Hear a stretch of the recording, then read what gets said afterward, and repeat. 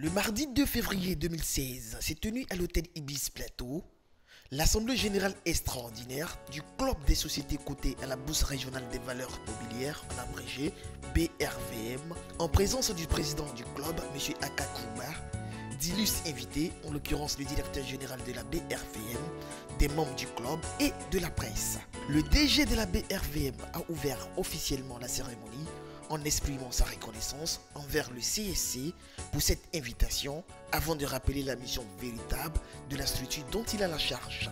C'est pour moi un réel plaisir de me retrouver ce matin parmi vous à l'invitation du club pour participer à la cérémonie d'ouverture des travaux de votre Assemblée générale.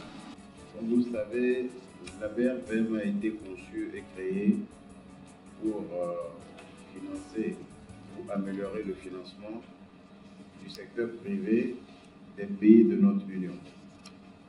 Et ce secteur privé-là, c'est bien évidemment pour les sociétés cotées à la BRVM qui sont à la recherche de financement pour créer de la valeur dans nos économies et pour aussi accompagner la croissance impulsée par les États à travers les grands travaux d'infrastructure.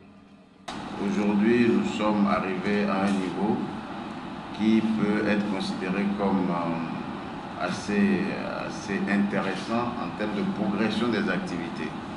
Vous savez que nous étions partis avec 35 sociétés cotées héritées de l'ancienne BVA.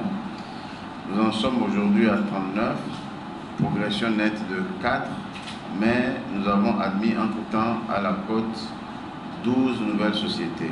Par le jeu des fusions et des acquisitions, nous avons eu cette progression nette de 4. Cet indicateur montre évidemment le comportement des sociétés cotées sur le marché. Et avec ce gain de l'année dernière, la BRVM a enregistré la meilleure performance des bourses africaines, ce qui nous a valu le titre de champion africain au titre de l'année 2015 en termes de performance de nos indices. Mais cela est arrivé grâce évidemment à vous, sociétés cotées, à vos relations avec les investisseurs. Cela est arrivé grâce également à l'implication des acteurs commerciaux, notamment des sociétés de gestion et d'intermédiation. Mais cela, pour 8 pays, pour la taille de nos économies, 39 sociétés, ça reste insuffisant. Et il faut bien que nous puissions mener des actions énergiques pour pouvoir accroître le nombre de sociétés cotées et accroître évidemment la contribution de ces sociétés-là au financement de nos économies. L'un des défis, c'est l'accroissement du nombre de sociétés cotées. C'est extrêmement important pour nous.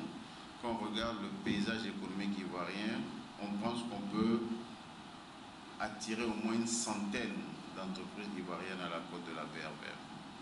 Quand on prend les autres pays de l'UEMOA, on peut en attirer autant dans les autres pays. Donc on peut considérer que la BRVM devrait, si tous les acteurs jouent leur rôle, atteindre environ 200 sociétés cotées au moins dans les 5 prochaines années. L'un des défis aussi importants, et évidemment c'est ce qui ressort aujourd'hui des rencontres que nous avons avec les investisseurs internationaux, c'est la diffusion d'informations par les sociétés cotées. Donc je voudrais vous réitérer notre engagement à travailler avec vous de manière à ce que notre marché soit plus dynamique, que notre marché soit, je dirais, plus efficient et surtout qu'il réponde aux attentes de nos populations, de nos opérateurs économiques en termes de mobilisation de ressources et évidemment en termes également de financement des entreprises. Voilà donc, distingués invités, mesdames et messieurs, les quelques mots que j'aimerais vous adresser ce matin à l'ouverture de votre assemblée et témoigner ma gratitude à vous tous pour l'accompagnement, je l'espère, que vous allez apporter à la BRVM dans la mise en œuvre de ces actions. Je sais que vous avez besoin de moyens aussi pour réaliser vos actions et j'espère que lors de cette assemblée, vous prendrez les dispositions ou les décisions nécessaires vous permettant de vous doter des moyens dont vous avez besoin pour la mise en œuvre de vos actions de développement. En tout cas, nous tenons à vos côtés pour vous accompagner dans toutes ces décisions que vous aurez à prendre aujourd'hui. Je vous remercie. À la suite du directeur général de la BRVM, le président du CSC, quant à lui, a présenté le programme de la cérémonie qui s'articule autour des points: organigramme du marché financier, présentation du CSC, plan stratégique du marché financier de l'UEMOA. Les sociétés cotées sont les sociétés qui sont inscrites à la bourse des valeurs et dont les acteurs, les actionnaires peuvent rentrer à tout moment ou sortir quand ils veulent. C'est un marché organisé où on peut vendre à tout moment ou on peut acheter. C'est ça la cote. Cette cote-là permet donc chaque jour de déterminer donc le prix de ces sociétés et donc de permettre à ceux qui veulent être actionnaires de rentrer et ceux qui sont actionnaires qui veulent sortir de sortir. L'objectif de cette assemblée, c'est de permettre aux émetteurs de prendre donc leurs responsabilités, à savoir s'impliquer donc dans le plan stratégique du marché financier de l'UEMOA 2014-2021 qui va leur permettre donc de régler tout ce qui est suspens et de donner un signal fort donc aux acteurs du marché. Nous avons deux volets. Le premier volet, c'est de permettre aux nouveaux membres donc, de connaître leur organisation. Le deuxième volet, c'est de présenter tout ce que nous avons mené comme activité depuis la création donc, du club, à travers les différents présidents, de 1992 jusqu'à ce jour. Et puis, le dernier point, donc, c'est un point de discussion sur la stratégie d'une position commune pour mener donc, à bien les 4 points du plan stratégique qui nous a été confié. Il y a un bilan parce que ça nous a permis donc de révolutionner un certain nombre de choses, notamment de revoir à la baisse tout ce qui est charge de marché, de bénéficier quand même d'une fiscalité pour les valeurs qui sont cotées en bourse, qui est différente, donc cette fiscalité qui est différente donc de celle des sociétés qui ne sont pas cotées. Le deuxième élément, c'est la dématérialisation des titres. Les titres qui sont cotés ne portent pas du support. Ce sont des titres qui circulent sur la forme électronique. Et cela va bien sûr générer un certain nombre donc, de suspens à travers toutes les variations de capital que nous allons observer, surtout des années 95-96, et les suspens que cela a créés. Donc ça permettait donc aux émetteurs qui seront là de pouvoir comprendre comment est-ce que le marché fonctionne et quelle est leur part de responsabilité donc, dans les transactions du marché. Et rappelons que cette assemblée générale a été meublée par des pauses café et déjeuner avant de permettre aux intervenants d'aborder la seconde et dernière articulation qui concerne essentiellement la dématérialisation des contrats de liquidité et d'animation, la révision des cotisations et du mode de recouvrement, le changement de dénomination. Il faut qu'aujourd'hui on dématérialise. Quand on a dématérialisé, il faut qu'il y ait un papier qui atteste que le titre est dématérialisé. Le fait de l'écrire dans une note d'information ne veut pas dire que c'est un titre dématérialisé. Il faut créer un certificat pour l'ensemble des titres, dire que le capital de la société c'est tant, le nominal de l'action à l'introduction c'est tant.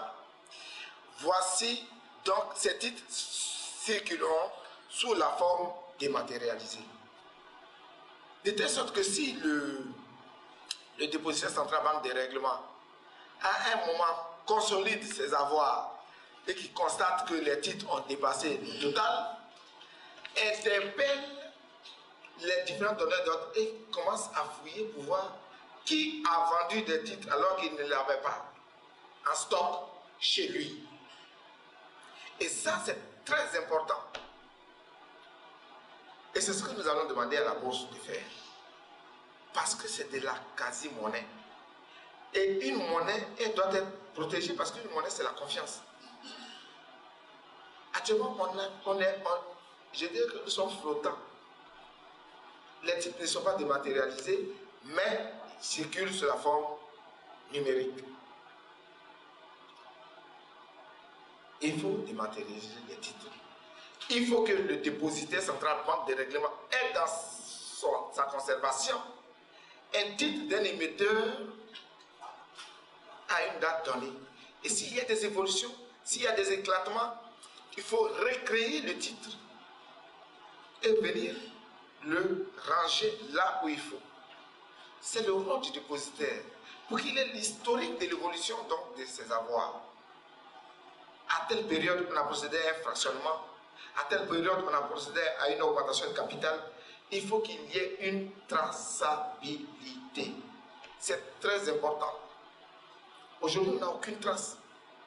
C'est pour cela que nous nous battons pour que cette traçabilité-là existe. Tous les émetteurs doivent venir prendre les engagements, signer le document d'ouverture de compte et confier le certificat dont nous faisons allusion au dépositaire central, banque des règlements, pour surveillance et pour mise à jour.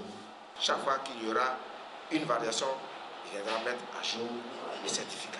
Afin de mieux éclairer la lanterne de ses membres et des participants sur certains points, le président du CSC n'a pas hésité à répondre à leurs différentes interrogations. C'est quoi finalement une action qui est considérée aujourd'hui comme non flottante? Si au bout de 10 ans, personne ne change, par exemple, je parle des actionnaires de référence, c'est assez figé, mais si ça se remet à bouger, est-ce que ça peut quitter le compartiment du flottant pour tomber dans le bouger? Comment est-ce qu'il y a la possibilité de passer de l'un à l'autre? Quelle est la définition du flottant finalement? Si le personnel a 5% du capital, ce personnel-là est considéré comme actionnaire de référence. Et par conséquent, n'est pas dans le flottant.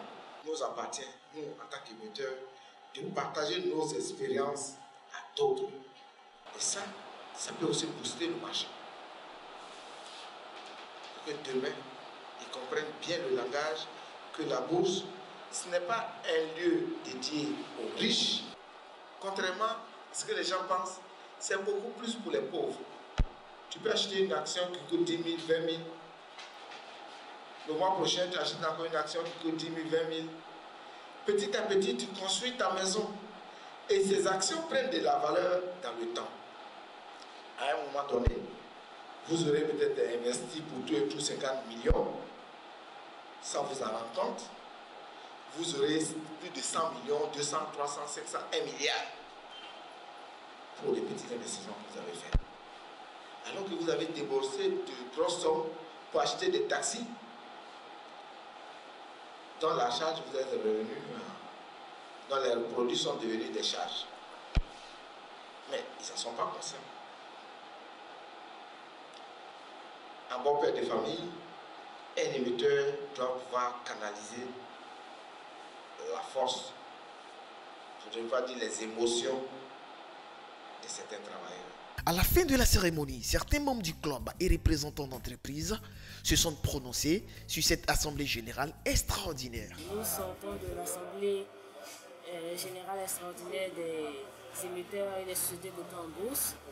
Je représente la CFA Motors et aujourd'hui cette rencontre m'a permis de savoir déjà que nous avons un groupement dans lequel nous sommes rassemblés et qui va nous accompagner dans la mise en œuvre de toutes les recommandations légales et réglementaires qui vont aider toutes les sociétés cotées en bourse de se mettre en marche, pour pouvoir respecter toute la législation qui existe pour ces sociétés-là.